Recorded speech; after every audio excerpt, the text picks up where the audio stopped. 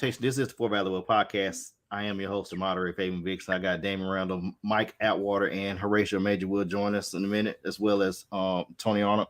And on tonight's episode, we're going to bring back up the discussion with the guys. They were here Sunday. Brittney Griner is home.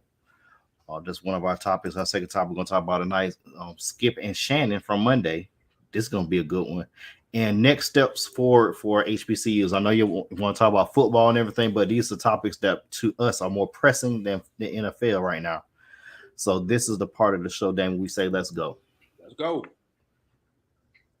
Hey, yeah. Hey, yeah. Boys, yeah. Hold on. We them boys. Hold on. We them boys. Of course, like I said, this is the Four Valley Boys podcast brought to you by Just for Men. Just for Men. If you got a little gray in your beard, get that CF38B. It'll get you right. Because I like a little gray in my beard. But if you just don't like that gray, you want to try to stay young, stay cool and hip, all the other things the kids, young cats and baby doll be saying, Just for Men. Get your box while it's hot at all your local drugstores and Dollar General. Also brought to you by Sprite, the black folks soap. Black folks soap. We just call it black folks soap. We use it for everything. We use it for chaser. We use it for medicine. Sprite, the black folks drink. Damon's sponsor, Arizona Tea, from 1999 to 2022, still 99 cents. 99 cents. Arizona Tea. Arizona Tea. We're also brought to you by. What else brought to you by? BuyANiceShirt.com. BuyANiceShirt.com. You got some paraphernalia you want to wear for HBCU week, or you got part of the Divine Nine, Bernard Ingram, and BuyANiceShirt.com will get you straight. Get your stuff there. Got great Christmas deals, great Christmas gifts for family members, for friends, families, whoever you want to get it for. BuyANiceShirt.com. Get your stuff. Also, Four Valley Boys is also on Sundays and Wednesdays, 9 p.m. You can follow us on Facebook at Four Valley Boys Podcast. You can follow us on YouTube, the Four Valley Boys Podcast, and Horatio and I's favorite sponsor, Henny and Coke, the Dollar. Guys, what's the business? What's up? What's going on, fellas? What's going on, boys? We got Coach Michael Atwater. Micah damn Mo. Where your white suit at? I ain't got my suit. Okay. We're gonna bring. How's y'all week, man? 2 days till we out for 2 weeks, baby. Man, we don't want to talk about. I got Michael Moore on this shit. Yeah. Oh my God. You don't get out of school for 2 weeks. When you get out, Faye? Wednesday. Next Wednesday? Next Wednesday. You might work in a supplementary school. You might like the USFL. You I don't know, man. you ain't in the NFL. I'm in the CFL or something. I don't know. God, no. These few days gonna be crucial. I'm like, man. Boy. So you probably like a 200 or 240 day employee, ain't you? 220. But for us, school didn't start till a Wednesday though. So on a Wednesday, that's why it's ending on a Wednesday for our semester. Whew. So, but yeah, I'm 220 though. I'm 220. I'm 190, 180, whatever that is. 190, about 190, 5-day pre-plan and 5-day post-plan. But anyway, man. Yeah, we don't get out till next Friday. We don't get out till next Friday. Y'all got to go all the way to the 23rd. Yeah. Man, that's gonna be We'll come back to the 9th. Yes, y'all come back. Now it's championship day, so yeah, y'all get an extra week. Yeah, Kelvin has some thoughts. We're gonna briefly put them up there because we're gonna take them off right off there. We just Hold on, Kelvin. They let you teach kids? What the hell we doing, man? man, You just got to show your driver's license or something? What's going on, man? What kind of? How they put you in? I mean, I knew it was lax when Atwater told me he had kids. I knew something was wrong. And then when they actually told me I could teach kids, I said, boy, y'all in trouble. Boy, Now are they they? done gave Kelvin some kids. What the hell Hey. going on around here, man? And now I'm in elementary education. So just imagine I'm teaching 7, 8-year-old second grader. Oh, Yeah, Now Lord. they in what's up? trouble. No, that's a Oh, good. That's a Lord. good place to be at, Walter. That way you can just go ahead and mess up the whole foundation. Started early. That's a good place to be right now. Just, Don't catch them late. yeah, Mess that them way. up early. Yeah, we ain't even gotta assume if they're gonna be productive adults. We already know. Nah, don't worry about it. So they Don't leave you start and then they early. go get tested for the penal system, right? Because y'all know that's Don't how get that them works. ready. Yeah. Get them ready for an orange suit. You're right. All right. Corey Green You was said they ain't gonna even have no foundation when they get it done. Nah, you know that's a legit stat. By the way, Kel, you know I'm just messing with you.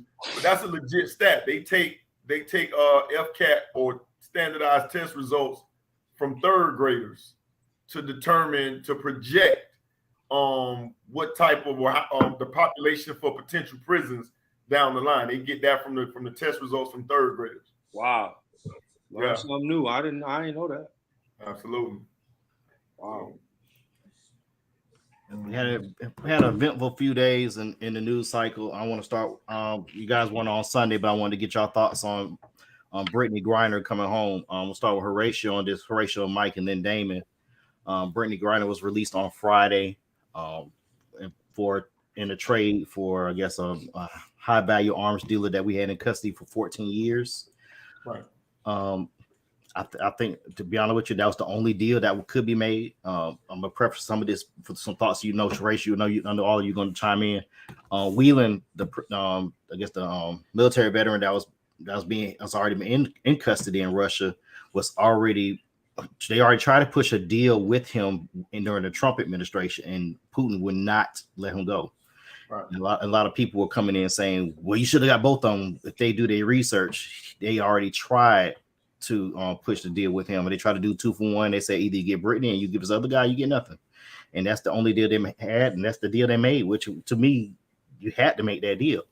Guys, let me get your thoughts on this before I go back into it. Go ahead, Horatio. Oh, well, next time don't even call me because you just took all my thoughts. Like, I'm sorry. But no, you're 100% correct, Fave. So one of the positives, I was gonna say pluses, but they didn't put me in Kelvin class, they put me in somebody else's class. So instead of saying pluses, I'm gonna say one of the positives of when you're doing a podcast and you got other people chiming in, you want to make sure that your stuff is accurate, at least to the best of your ability. So before I even decided to comment on what was going on with Brittney Griner, just do a little bit of research on that, and Fade kind of hit it dead on the head. The only deal that was available for the U.S. to make was for Brittney Griner. Like, Paul Whelan was not even a negotiable piece at that time. It was, give us this guy for Brittney Griner or you get nothing. So keep in mind that the Russian informant or the Russian person that they were trading for had already spent, if I'm not mistaken, 14 years in prison for the crime that he was convicted of. So they were basically saying, listen, he's already served a considerable amount of time of his sentence. Let him go now. Let him go and we'll give you Brittney Griner. And it is believed that one of the reasons why they didn't want to let the Marine Paul Whelan out is because they're trying to use him as a negotiating piece for the U.S. to soften their stance on the war against Ukraine. So he was never on the table at this moment in time. We are U.S. intelligence are assuming that Russia's going to bring this back up when it's crucial because of the developments of their war against Ukraine. So they're still working to bring Paul Whelan home. One real quick note, I want to know what Ply said. Everybody up in arms about Paul not getting out like they know Paul. So, like, stop it, America. Y'all, everybody, they left Paul. Y'all don't even know Paul. So cut that out. And let me add on another thing. Like you said, we didn't know Paul was there until Brittney was locked up. For real. We didn't know. And I'll get to my thought. I'm gonna let everybody go first before I go into that. And I know some folks will get mad at me, but I just like 2 tears in the bucket. But go ahead, Mike. I thought they were talking about Paul Wall. Yep. I ain't know who they were talking about. We ain't seen Paul Wall in a minute. Saying Mike Jones. Who? Mike Jones. They said Paul Wall. I said what? Well, yeah, Paul Wall. Who?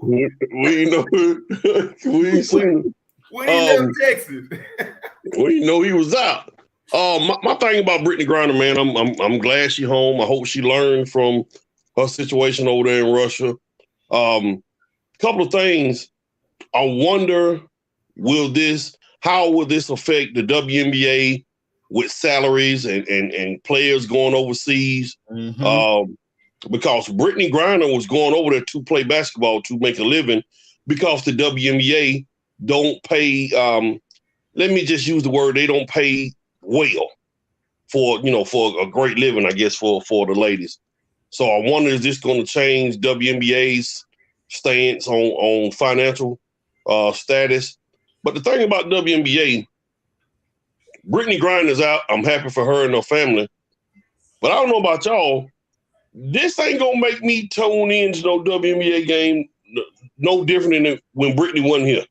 I mean, Brittney Griner is a good player. She played for the Phoenix Mercury, but I'm not going to be trying to rush to the television to see what Brittney Griner and Phoenix going to do. I mean, let's just be real about WNBA basketball. It's basketball, but if you're watching women basketball, more people are going to turn in to watch college ball before they watch WNBA. And that's just the mere fact of it. So everybody's happy and great that she's home. We glad she's home. But then y'all need to tune in and start watching this WNBA basketball then supporting it a little bit more. But, the political side with Paul Wall, Paul Whalen, whatever his name, a lot of people that are bashing Biden probably didn't realize this man been locked up since 2018 during that Trump administration. So with that all being said, eventually we hope he'll get home. But we as Americans or people in general has got to stop with this jumping the gun and automatically assuming and getting pissed off when stuff don't go their way right away. I mean, everything a lot of times now with us, it turned into a black-white thing. And that's all you saw when it came to the Brittney Griner thing. A lot of people weren't even happy she was home. They were just upset that he wasn't home. So that's the thing about that.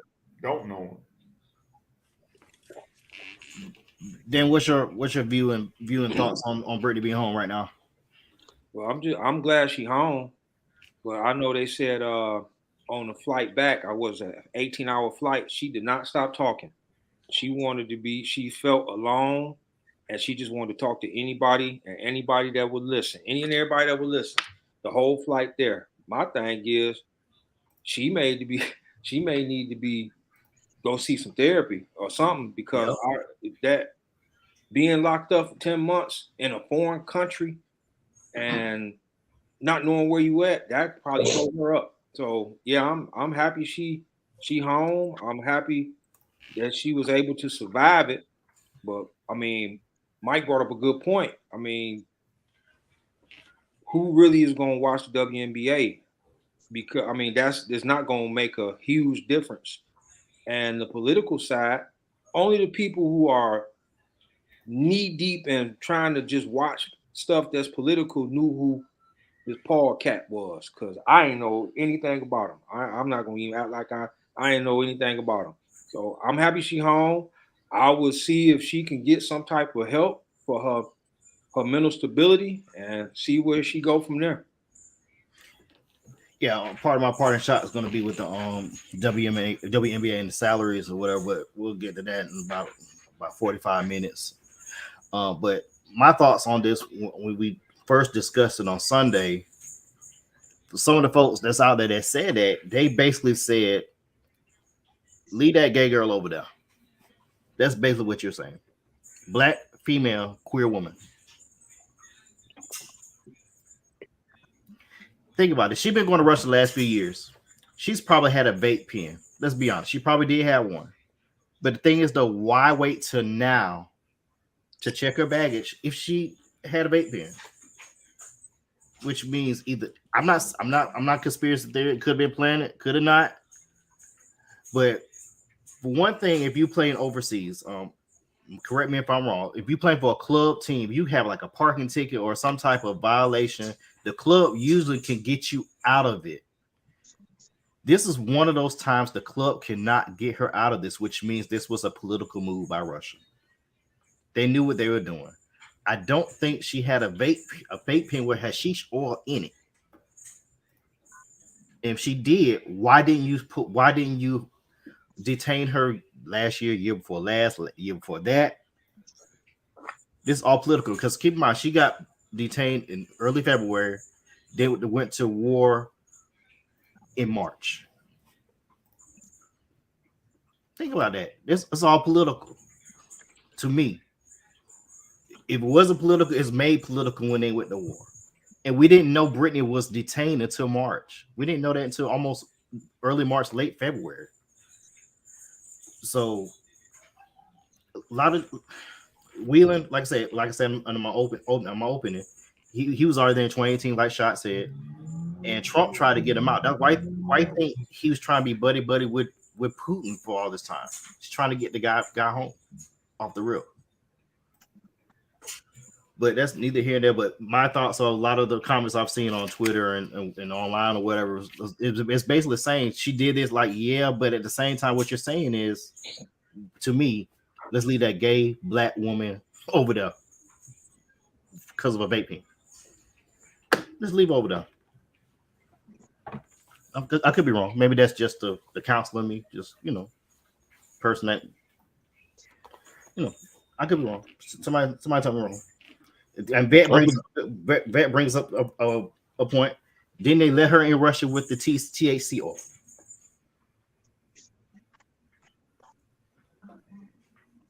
That's a good point. Same thing I said Sunday, like just now.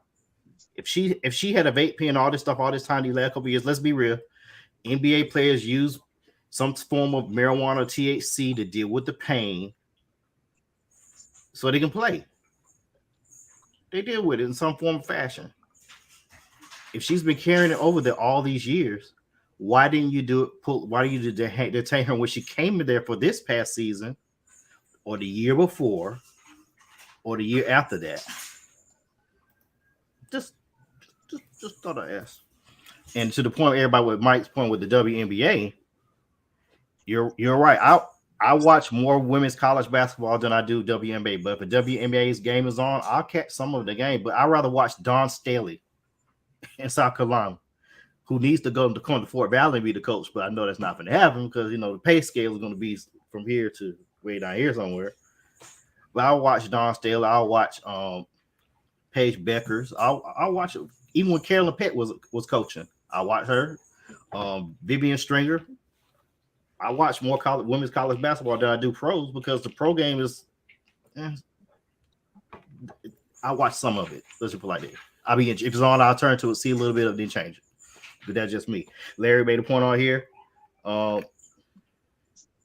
watches the WNBA. It's a dead league with no support. The support is there. It's the financials that's killing it. I think you need more financial support. I think they got a WNBA, man. I really believe the WNBA is in the timing, the calendar of the WNBA. I think it's in a bad timing. And what I mean by that, when the WNBA is going on, the WNBA, I think, starts in May, right after college basketball season. And you are in the heat of you got the NFL draft. I think the NFL draft is in May now. You got it's still April. Just that 1 year was in May. It's still April. Oh, okay. Well, you got the NBA playoffs going on. Yeah. So you just getting out of the NCAA tournament for the men and women. You got supposedly America's pastime, baseball starting in, the NBA playoffs, and summertime is also a time period. Well, a lot of people take vacation, they gone. I think the part of the problem with the WNBA, I think they just got in the wrong the timing. I think they maybe would get better support, maybe during the same time right now in the regular season of the NBA. Because you putting it during that time of the year, man, I think that's part of the problem. And then you go right into football season. And I think they've had some WNBA games on right when the start of NFL or college or something. Because I think WNBA in like around Labor Day, I think. Yeah. So I think the calendar, the timing of the WNBA is off.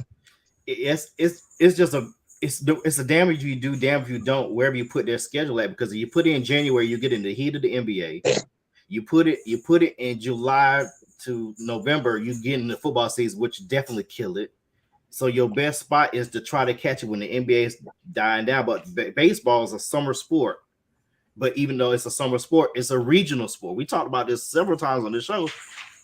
It's a regional sport. Like Damon's in Detroit. Me and you in Georgia. Shot is down there South Beach near Prime 112.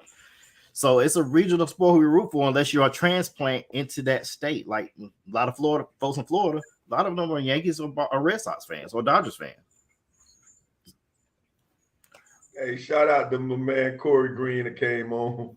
He said he an assistant teacher as Horatio Fave Atwater. He came back and checked the spelling, but I don't know about that class, Corey. I don't know, man. We gotta get that right the first time. We're gonna tell people we teaching. I'm just saying. Muskogee Elementary, y'all go check them out. Let me know if I should send my kids there, man. Y'all check them out. I'm just messing with you, Corey, but appreciate you being on. Corey, my kids ain't going there. I'm not gonna mess with you. I'm gonna let you know, Corey. My students not going there. Okay, that water gonna go and let you know, dog. He got it on lock. He got Muskogee Elementary on lock. Okay. I personally think Atwater brought up a great point as far as how this affects their salary. I'm not gonna even lie. I did a celebrity game last week because of Art Basel with some overseas guys, and they had a young lady, beautiful young lady. She was killing it from deep. She was killing it from 3-point range, and I'm trying to figure out who she is, and they keep saying Lexi. Every time they left open, she was knocking it down. I mean, she was being guarded by London on the track, so that might not have been obviously somebody that could stop her. But it came to find out this was D Brown's daughter, beautiful young lady, and can play. And I had no clue who she was. I ref, NC2A women's college basketball, and I had no clue who this young lady was, which goes to show you where we are as far as our top talent being unrecognizable. So then when I went to go look her up, the first thing I saw was her in a bathing suit. And I was like, well, I actually felt bad, only because, I'm 25 years older than her, so she wouldn't talk to me anyway. But that's a whole nother story. I felt bad because we were talking about, the first thing I saw was her body and not her skill. And it was like, dang, these talented ladies, I don't want to say resorting like they're soliciting, but that is helping their marketability as opposed to just pure skill. And when I tell you the young lady can ball, she could ball. Forget, bathing suit and all that. She can ball. As a ball player, she could hoop. Like she was playing with the men's ball and she knocked down maybe 6 out of 9 3-pointers. So, hopefully we got to do something with this women's college game. I feel like Kobe Bean Bryant passing really put not a blackout, but really the sport took a hit because I felt like he was going to be an ambassador for the women's game with his daughter Gigi. So once again, I said that when he passed. I felt like women's college basketball was going to take a hit because of that. So Larry's put in there sex sales. It does, no doubt. I knew more about her body than I knew about her 6 for 9 3-point shooter. The time slot make good sense though, Mike. I would just say the problem is, I think Fabian said it. You got to put the WNBA where you think people will watch, because the WNBA wouldn't compete with the NBA at the same time. No, you talking about no viewership. You won't see any viewership, period. if you put him with the NBA. So I mean the best slot they thought. I guess they thought. You can't put him on no time. You put. I mean, you can't put him nowhere. I hear you, but I mean I think the best slot they thought was the slot that is in baseball. They thought it'd probably take over baseball because of all the scandals and everything in baseball, and then college basketball then died off, and the you getting into the finals. I mean, you getting into the playoffs of the NBA. So they figure if they can kick it off around the time it's getting ready to NBA getting ready to kind of fade out, people will continue to watch.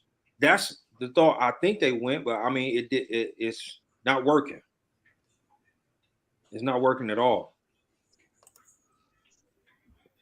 Yeah, I saw a topic everybody's talking about. I'm gonna share my screen for this video right here. I want everybody to let me see, put my tab up. The blown call, that's the talk of Georgia. Mike and Horatio are also referees. So I'm gonna show this play. Oh, See, I don't need a producer. speaking of it, where's my producer? Where's Anatoly? I need FCAT. Anatoly just got here talking about he wants somebody to eat some elementary. Somebody wants somebody to eat some bacon ranch fries. That's what Anatoly just got on here.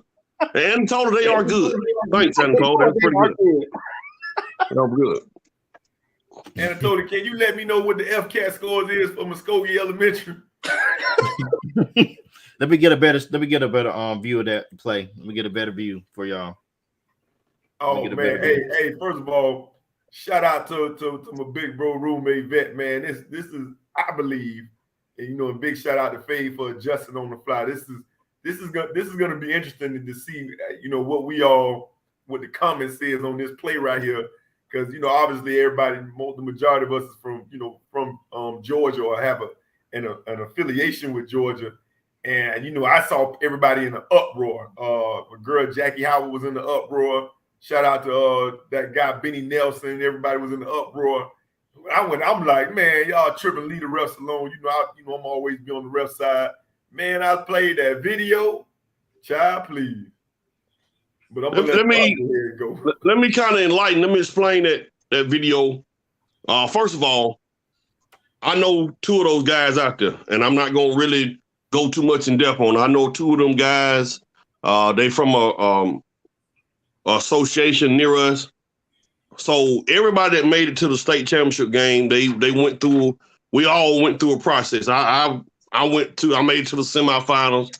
So everybody go through a little evaluation criteria.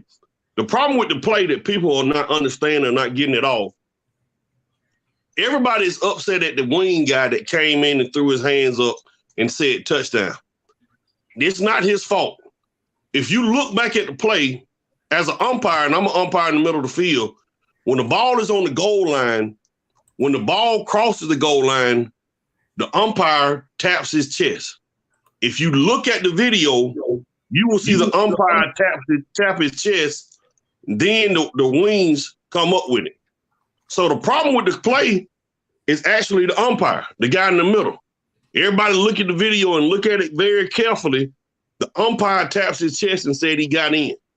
So the wings, they automatically go up because a lot of times they can't see it. Now, could that play have been, they could have talked it over, both wings. The other wing didn't come in at all. You're supposed to talk it over. But if you look at the play, the problem with the play wasn't the wings. The problem was the umpire when he tapped his chest. When the ball hits the goal line, the umpire taps his chest and says yes. The wings go up with it. If you look at his hand, he taps his chest. Okay. Yes, they got it wrong.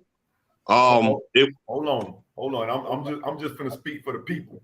So first of all, producer Anatoly, Faye just put it up there. He said something about that as well. All right. So you're saying the problem is not the line judge, it's the umpire who's standing where?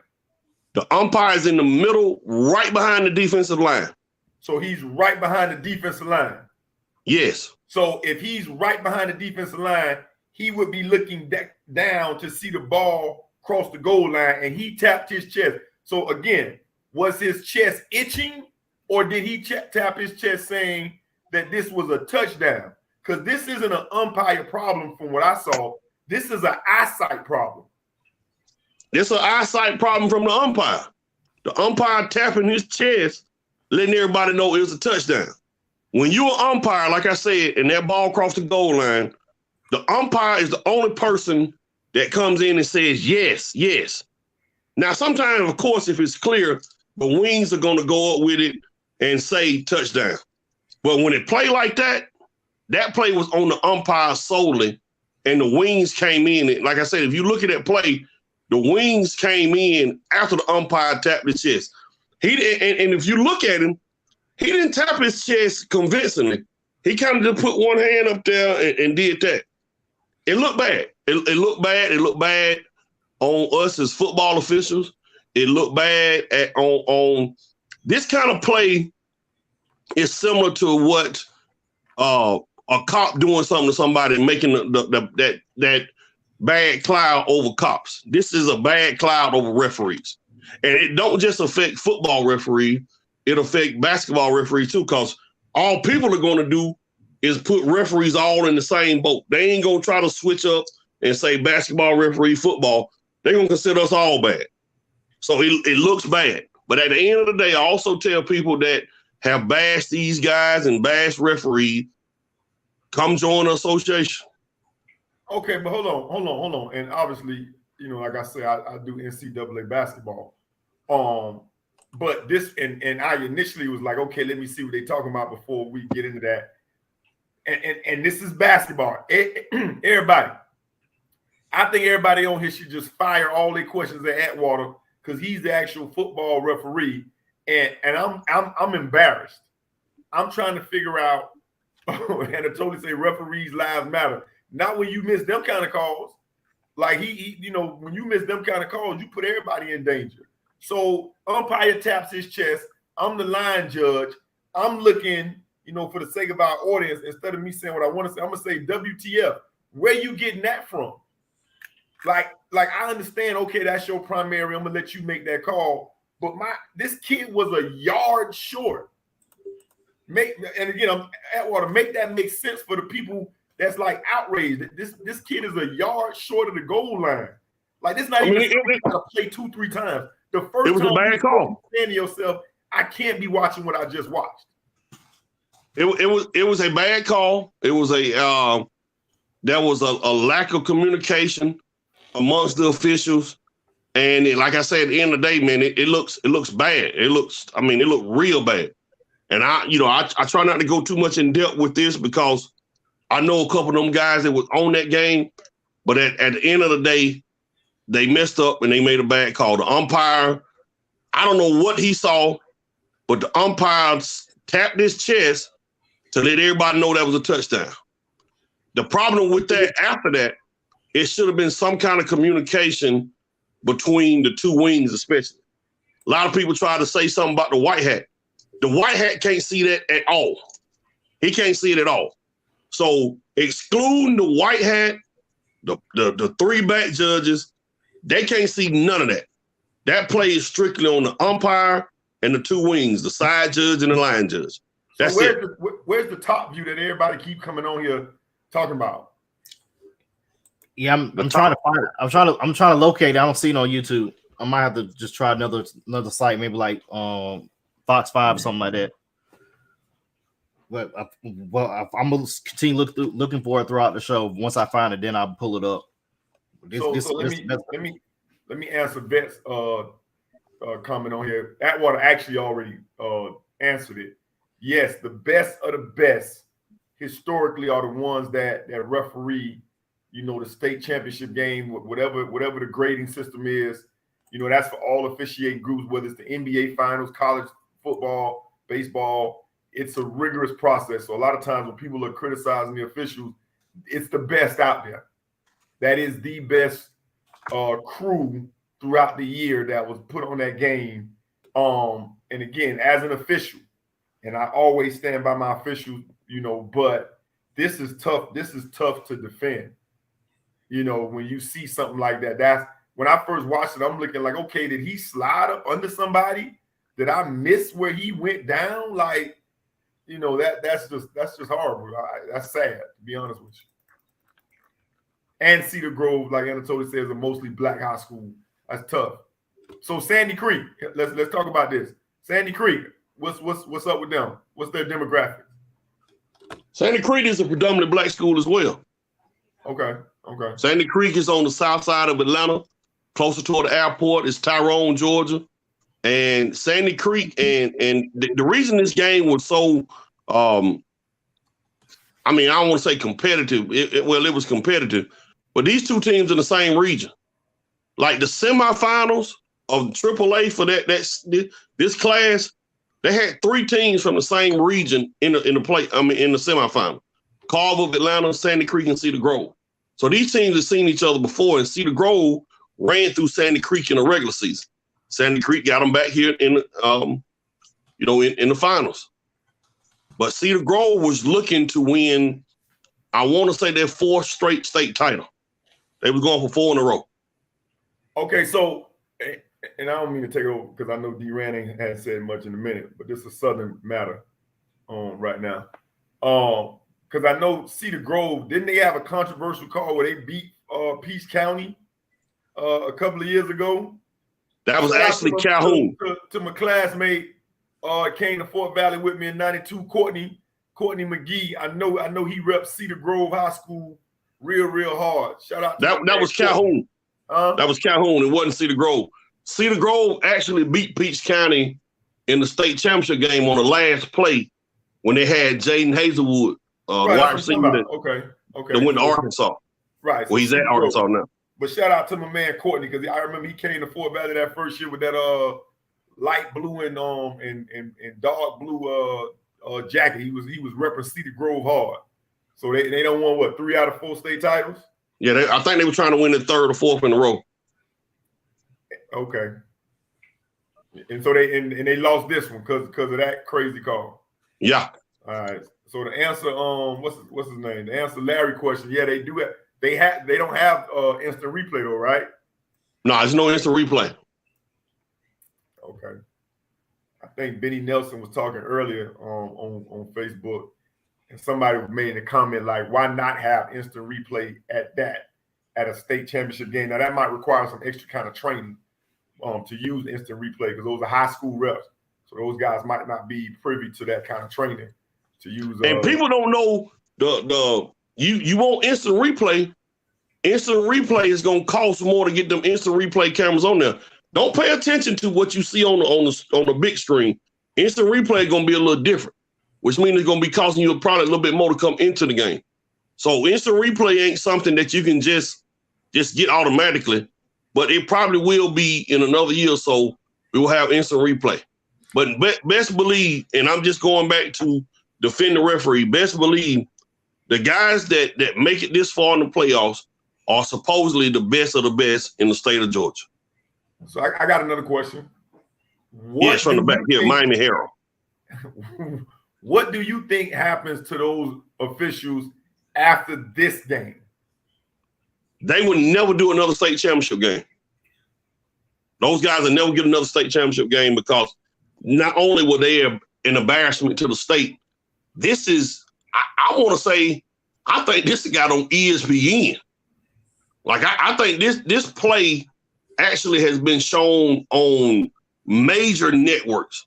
So these guys will never get another state championship game. Will they referee again? Because we got a shortage in officials? Yeah, they definitely will. But you won't see them in no state championship game. And the sad part about this, the people that was impacted on that play, the 2 wing guys and the umpire, they're going to affect that entire crew. So the white hat, the back judge, the whole 9, you'll never see them do a state championship game again. Yeah, just I'm still looking for that overhead view because I want to see a little bit better. Hey, Mike, will they ever ref in a playoff game period, or they just won't do a state title game?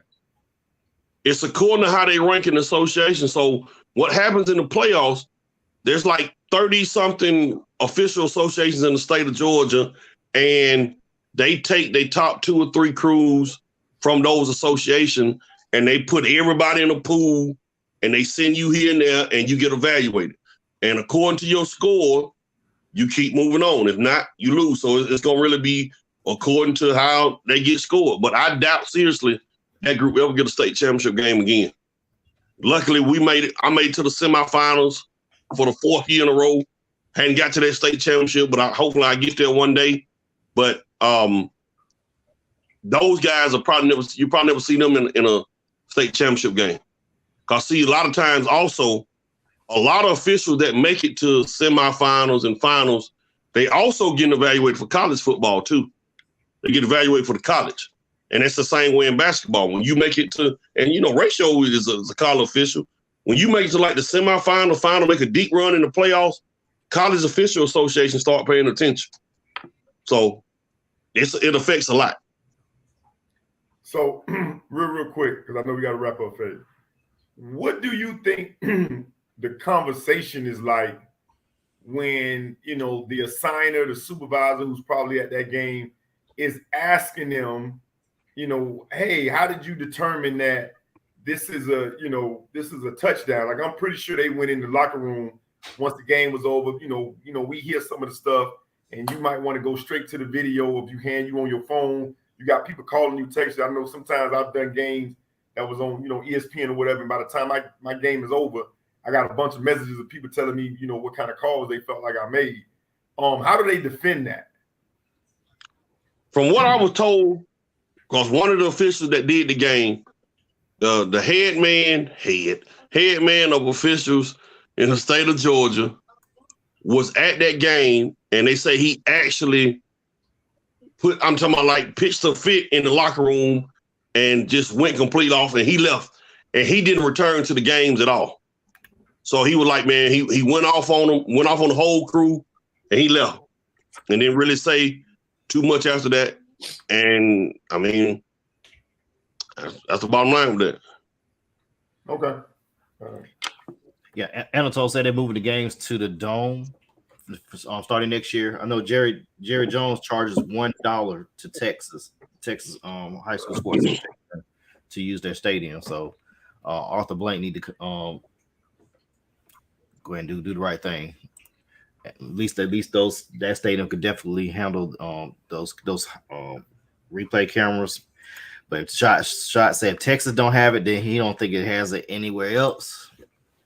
Which I was surprised if Texas don't have it, because Texas high school football, Texas is life, and you would think they would take every measure to make sure those games are equitable and fair. So, but I will be on the lookout. I wouldn't be surprised they have instant replay just for the championship games, because you don't want to go down the rabbit hole. Just put it in the championship games, because I think that's the only place where they'll be able to have the capability to handle that process. Hey, Faye, can you just read Larry's comment? Which one? The last one he got on here, because, you know, when we start talking about lingering effects of a bad play like that. Yeah. Larry said, I hate that they blew this call this bad. Sandy Creek will low-key face a strong bit of criticism too. Nobody will ever see them as champions, which is a fair point, which he's right. Hey, man, nobody would ever see them as champions. Them people at that school going to take that trophy the same way if they won it the regular way. So the Sandy Creek community, they ain't studying none of that, what we talking about. Referees, it's your fault. We the state champ. They gonna hang that trophy up in their trophy case like they got the other ones in there. Well, he didn't say they wouldn't. He said, you know, everybody outside of that, nobody else is going to view them as champions. Like, when you talk about having this ring ceremony, everybody gonna be like, for what? Yeah, they gonna take it. But, you know, I'm not taking it. Now, in their defense, it was third down, wasn't it? Yeah. So, and Cedar Grove got the football after that and drove it down the field. He threw an interception. So Cedar Grove still had a chance to win the game. Right. And so said Cedar Grove gonna throttle them by 30 next year. It ain't gonna bring the state title back. No. All right, let's get on to our next topic. I'm gonna let y'all decide. I think HBCU, the next step for HBCUs is probably gonna be the better topic than talking about Skip and Shannon arguing on Monday, and Skip about to get that 2-piece real quick from Shannon if he went on live television. Hey, Damon got a lot to say about that too. We'll talk about that briefly, but go on to HBCU. Go. All right, we'll say that one for last before we do our party shots. This is shots topic during pre-production. What's the next steps for HBCUs? I guess this in light of Dion going to Colorado. Am I correct, Shot? Yes. Mm-hmm. What's your thought process on this? I think once we get over, both sides, shout out to Deion Sanders for keeping the conversation relevant. This was almost like a Donald Trump for the black community type of topic, because you can love him or hate him. Everybody was talking about what he did. And so when it was brought up, what's next for HBCUs, I think once we get over the fact that Dion left, I think what we also need to focus on is that he also left the blueprint. If nothing else, he brought attention back to HBCUs. So whatever happens from this point forward is not, again, I kept saying on Dion. He brought awareness. The Orange Blossom Classic was on ESPN3. Now they have an agreement with HBCUs, ESPN, to play games on ESPN2 and ESPN3. It's up to us now.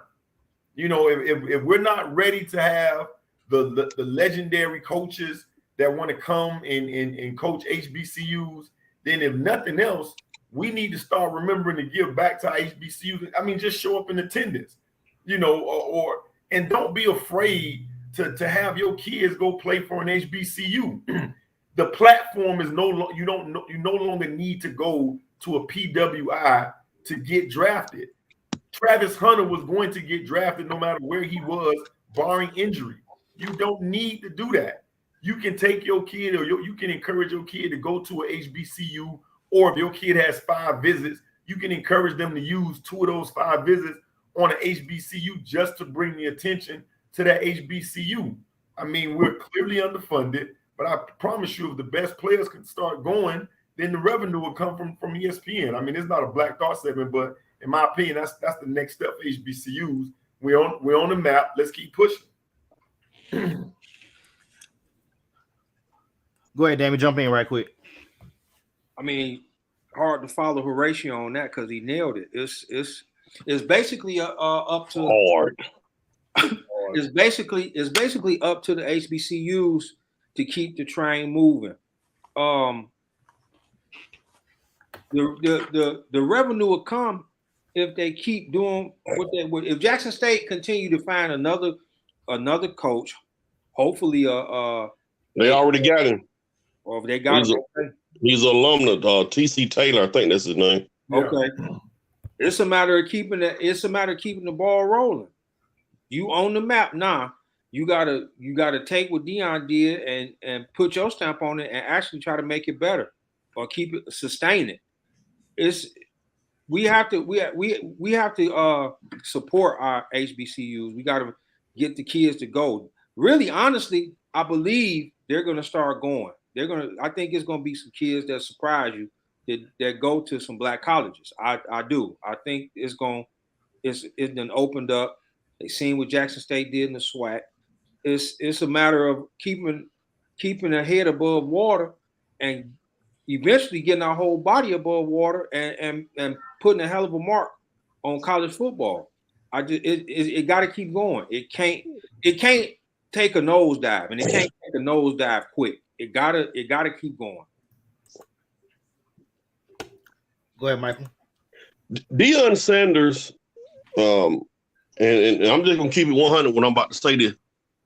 Deion Sanders was big for Jackson State. Deion Sanders was big for the SWAC. To be perfectly honest, man, and I'm just gonna put it out there.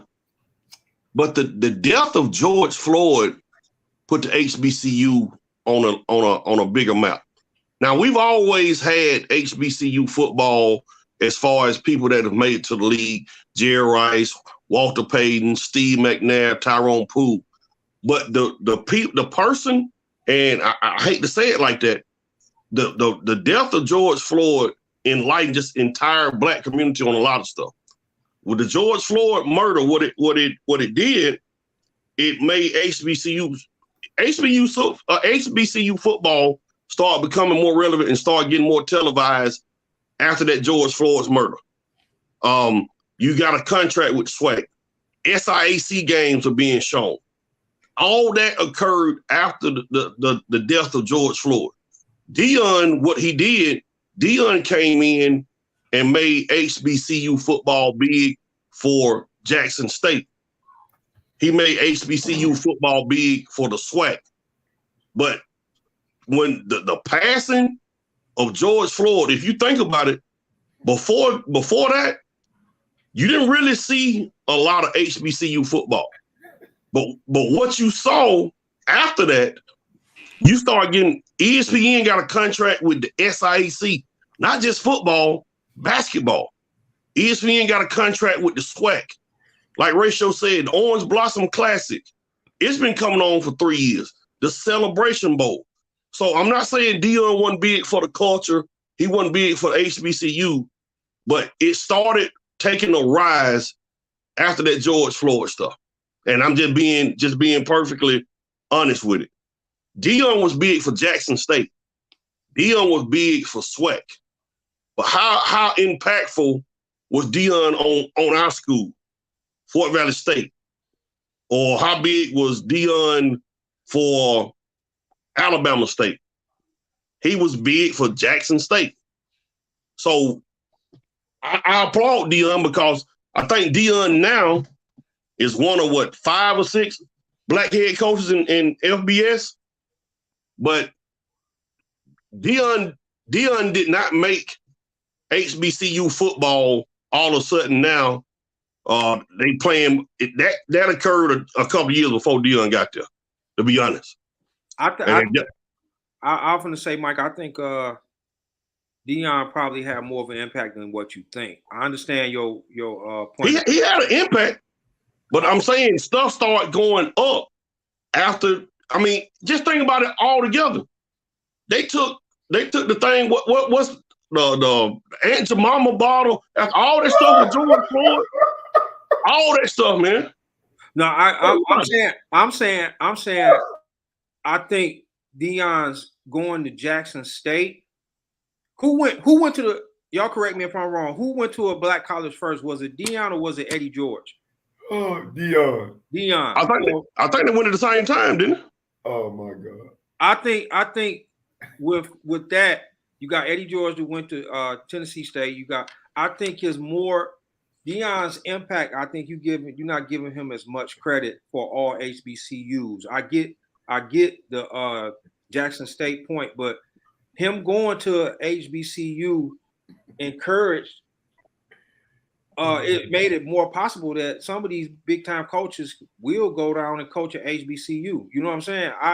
They take into consideration they got recruits coming, big time recruits that's probably willing to go to an HBCU now, and a lot of that you can give Deion some credit on that. So I think you need to give him a tad bit more credit than you giving him. Hey, shout out to Damon Randall, man.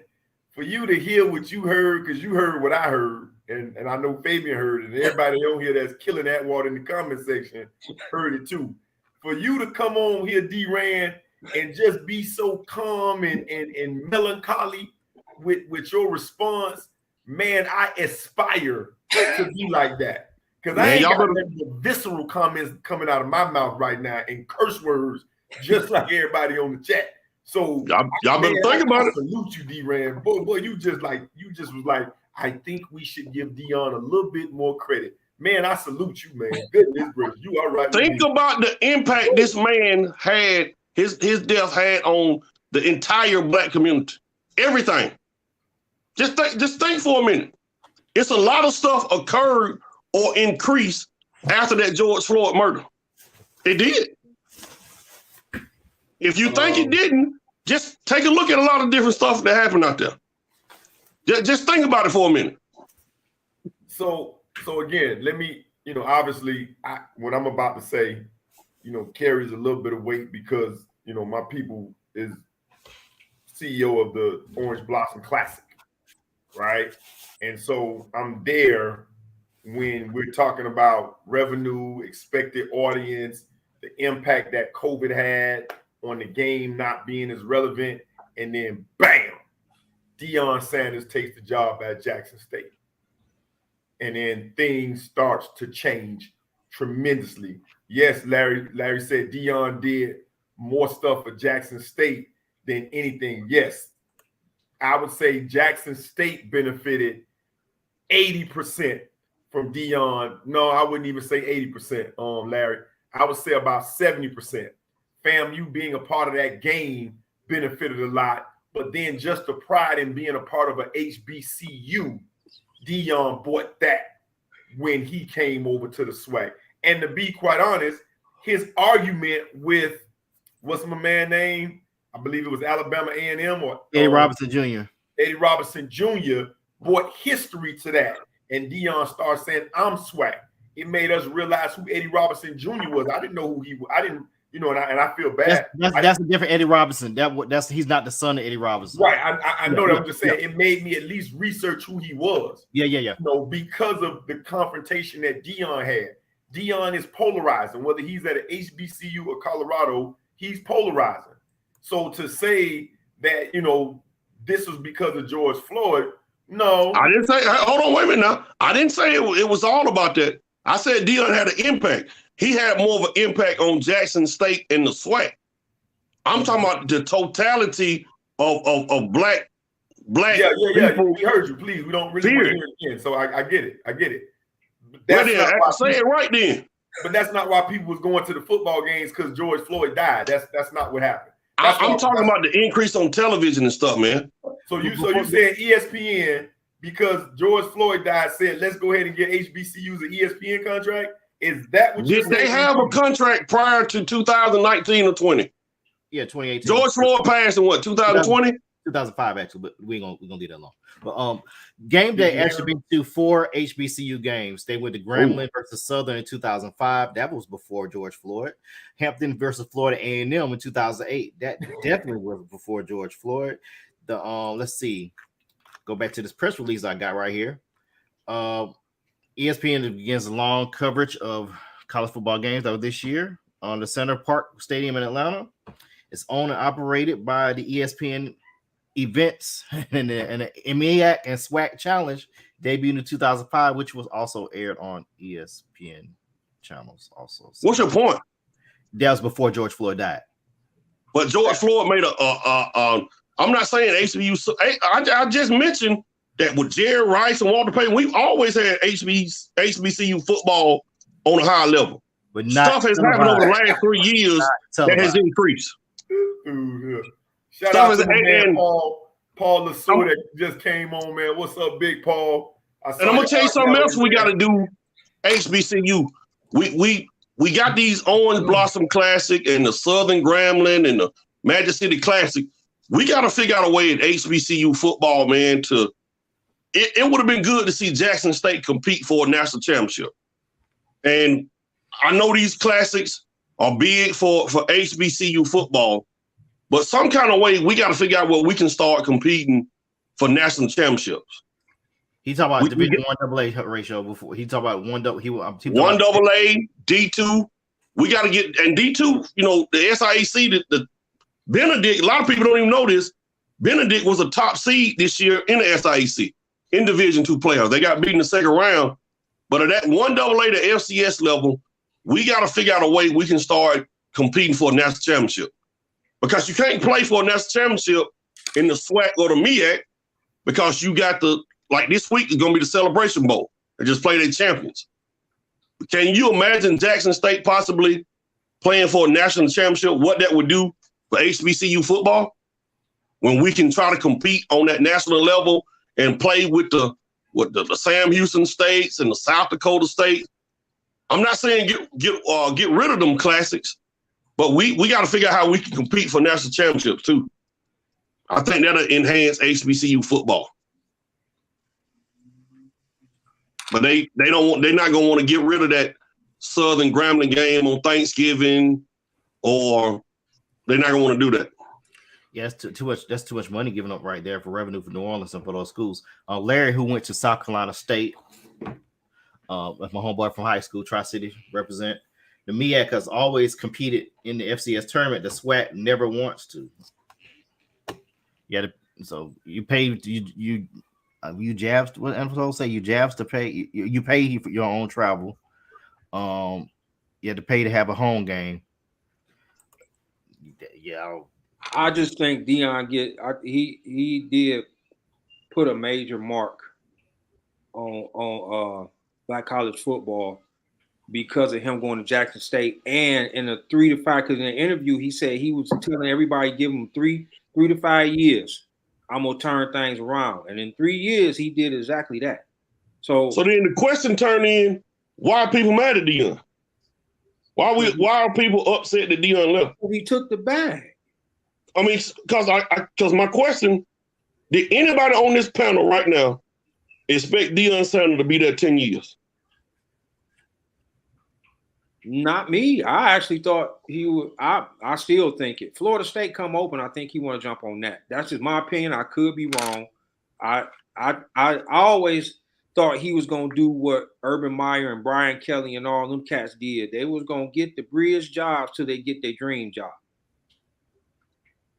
Because people, of course, been killing Deion about going to Colorado, but how long did y'all expect him to be at Jackson State? It was the way he left. What did he do? Like Ratio, how long did you expect Deion to be at Jackson State?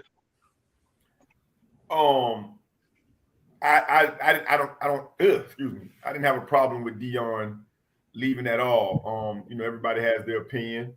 I'm sure Larry might be saying because of, if I'm not mistaken, Deion was talking about like commitments, like maybe a week before he left. He was talking about commitment.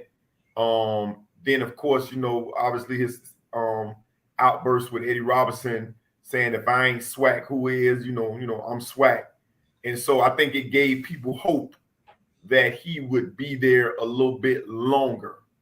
And so I think that's might be what the issue was. And he went to Colorado. I think people would have accepted the fact if he had gone to Florida State, because that was that's obviously would be the dream job. Obviously my sentiments was different because a lot of people didn't even think Deion would do well, period. Then he came in and said, okay, well, I can recruit. Not only can I recruit, I can go get, I don't have to recruit the 3 stars and the guys that can't play at Division I schools. Not only can I go get some of the big time players that can go compete at PWIs, I'm gonna go get the best player that can play at a PWI. I'm gonna go get the player that's so good, and I'm gonna make him leave a year commitment to my old alma mater and make him come play and convince him to come play at my school, to the point where Nick Saban goes on a rant about my player coming. And then Deion went on and said, y'all made the mistake and let me give this kid an official visit during homecoming. So in my opinion, Deion was setting the blueprint. And we all know there's nothing like homecoming. I spoke about this all week to a friend of mine and friends that go to PWIs. When last time y'all been to homecoming? Oh, I know. Because they don't care about you. You don't have that bond of going to a HBCU. Me and Vet talked about this. Me and Atwater talked about this. If my son was ever in a position where he was that kind of guy, shout out to Travis Hunter parents for letting your kid be that trailblazer. Special shout out to Travis Hunter parents. I know it's Deion over there at JSU, but they took a leap of faith following Deion, and they trust, and the kid took a leap of faith. Shout out to Travis Hunter parents, because those are the real heroes right there. To be honest with you. I want to get the last topic in briefly. We'll get to our party shots. Damon, Skip and Shannon, go. I just think I never really cared for Skip Bayless. I've never been a fan of his. Even when he was on First Take, he just seemed like the cocky dude. And you find out he really wasn't what he talked about. My thing about the whole thing was I thought it was disrespectful the way he came at Shannon. Like Shannon wasn't nothing at all. Like I know he's a compulsive Tom Brady butt kisser, that's for sure. But to degrade his credentials as a 3-time Super Bowl champion, a Hall of Famer, he like, so what? Never cared for him, man. I just thought that was really disrespectful for him. Now, I could be wrong. My understanding was Skip was the one that went to Shannon and said, let's do Undisputed to be a competition for First Take. Turned out that they lasted longer than most people thought they would. But to Skip to go out the way he did, I ain't like it. He came off as if Shannon can't critique. I mean, Tom ain't been playing great this year. He ain't been playing up to what we think Tom Brady stats are, even though the team around him is not great. I mean, he still can be up for criticism. And anybody that come at Tom, that his cheerleader gonna come out. Skip gonna come out, and he just don't care what he say. I just thought at the end of the day, bro, you don't have no respect. Jalen Rose already pulled out your career basketball stats. We know you didn't play football. Sometimes it's just you just let the Hall of Famer give his critique, and y'all just debate it out without disrespecting him and doing all this other stuff. I just thought it was disrespectful. That's just me. Did you either y'all see the clip I put in the pre-production with that? I watched the whole scene, the whole segment, and Shannon was talking about. I'm getting to you, Kim. I'm gonna put the link to the video in a second. A lot of the clips just showing when Shannon's going back and forth. Shannon take off his glass and Skip say, "Put your glass back on." But the premise but before that part happened, Shannon was given a reading from a story from a well-known writer who said they have the game plan in place, and Brady comes in Saturday night, edits the game plan with other players, and then when Sunday hits, and Byron Leftwich come in there and wonder why he made these edits without conferencing with them. So that's probably one of the reasons why they're struggling this year, besides offensive line and. Wait a minute, say that again because it was kind of choppy. Say what you say? Okay, there was an article that was written on Monday that when the game plan is set, Tom Brady comes in the night before, looks at the game plan, pulls the offensive players in that meeting and make edits to that plan without the knowledge of the head coach or the OC. And then when they find out he made the edits, like, what the hell going on? That started the whole argument, and that's what got Skip to saying he has the right to do this. He's the greatest. This type of stuff. I watched the clip too. What happened? Help me. Catch me up, please. So basically, when they have the game plan set, they say on Saturday night Tom Brady will come in, and bring the offensive team in there, and edit whatever they got set. Right, without the OC and the head coach knowing what the edits were. I don't know how true that is, y'all. That makes sense. Go ahead. So what Shannon was saying, and correct me if I'm wrong, Fave, he was saying that for Tom to come in when coaches put in 80 to 120 hours a week, putting a plan together, Tom come in to change it, and it's like it's undermining what the head coach, the OC, and all them is doing. And that's what got the snowball rolling, and that's when Skip went in on his Tom Brady caravan and went off, and you see what the argument went down. So to me, it started off as a normal debate, and Skip took it to another level because he is such a cheerleader for Tom Brady. Tom Brady can't do no wrong in his eyes, and that's what made it go somewhere else. Yeah, Skip even fixed his mouth to say that Brady watches more tape than coaches. Yeah, he said he was defending, and that's another thing that pissed Shannon off, and he was like, "You can't sit here and tell me he don't watch." He's has a bona fide lie. You can't sit here and tell me I remember I was in locker rooms and coaches' rooms and all that too. You can't sit here and tell me that a good coach, great coach, whatever, don't watch film all day, every day. And that, like I said, certain stuff Skip said to protect Tom kind of pissed Shannon off. And it go from, you're like, I'm an effing Hall of Famer, and you're going to sit here and try to disrespect me every time I bring up something negative about a certain player, especially Tom Brady.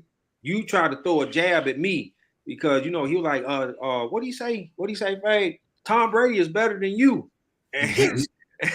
And Shannon say, oh, I'm better than you. And then it went from there. It was crazy, man. That whole argument. That man slammed his glasses down. I thought he was going to punch Skip in the face for a minute. Why is Tom Brady not a part of the offensive game plan?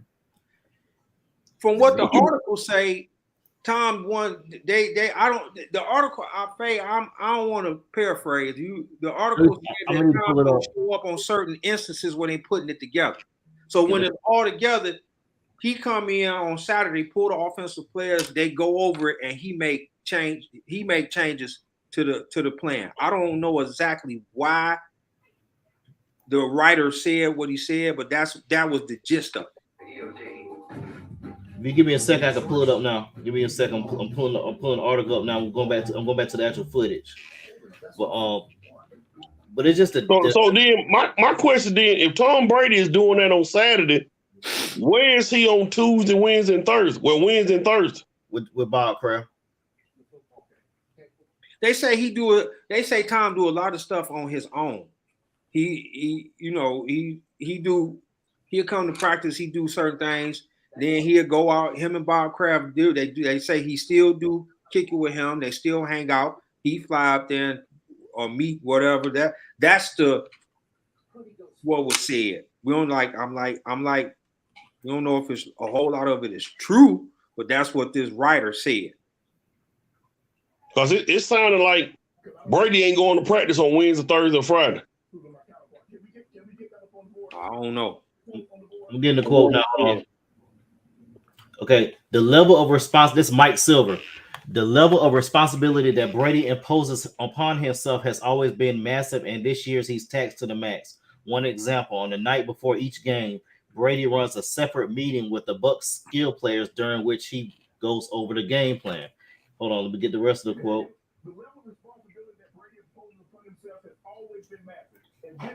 I wish I could show the audio. I don't want to get dinged for copyright. I mean, copyright for the video.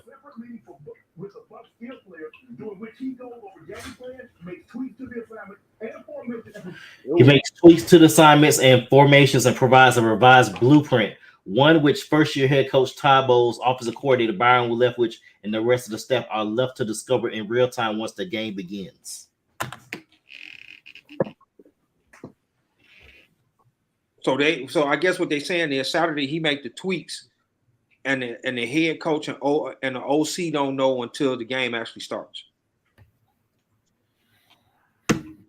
Okay, I got you. But it's just he didn't do that in New England though. All right, I mean we don't know. But it's just a certain disrespect that Skip showed, and That's all I'm talking about. He's a closet. I guess you could say he likes working with black folk, but he wanted the black folk to know that you're not better than me, even though he averaged 1.3 points a game in high school basketball. So just water pistol Pete. That's neither here nor there. But if you go, I just don't care for him. I never really liked him, even when he was on First Take. I didn't care for him. He just seemed cocky, and he do little slide stuff and say little slide stuff, and then don't think you ain't supposed to say nothing back to him. Okay. Larry's how did those adjustments work against the Niners? I hope they wasn't in that meeting. Well, they beat them to sleep this week, boy. 35-7, I think. Yeah. Joe did. 49 are scared, boy. The 49er, man. They scared. Ben, I don't think we got enough time to talk about that 12-year-old. We're gonna have to probably bring him up on either Sunday or Don't Wednesday. worry, he'll still be 12 on Sunday. Yeah, he'll be 12 next year. Let them tell it. Paul Skip is married though. He did get married a couple years ago. Oh, he did. He did To get married. Irene. Ernestine. Oh, got married. That's the name, Ernestine. Yeah, wife Ernestine. Yeah, so he was married years ago, but it's supposedly his job. He was so serious in his job, they got divorced, and then he found Ernestine don't want no kids. So that's neither here nor there. But on the real, we gotta get these partner shot. We run a little over. Tom on there. Tom got no kids. Oh my bad. I thought you talking about Skip. My bad, Paul. D Ronda, what you got for us when you partner shot? I just want to give a shout out to a friend of mine. He ended up a couple good things happened for him. I want to give him a shout out. He ended up getting married last year, but he ended up getting his dream job. Something he been wanting to do for a long time. He started his own business, but it folded. So then he ended up meeting his now wife, and she had connections to where he can restart his own business, but he had backers, and now it's been 6 months, and he done grossed almost $175,000 so far. So, D, congratulations, bro. Hope the sky's the limit for you, man. You've been waiting on this for the last 10, 11 years, man. So I got to give you a major shout out. Hope you'll keep growing for you, bro. You got my utmost support, bro. Shout out to you. All right, Michael. Hey, I want to send a special shout out, man, to Chris Paul. This Friday, he will be graduating from Winston-Salem State with a degree. And then he will be hosting a HBCU basketball classic in Las Vegas that Saturday. Chris Paul has always tried to show some love and respect to HBCUs.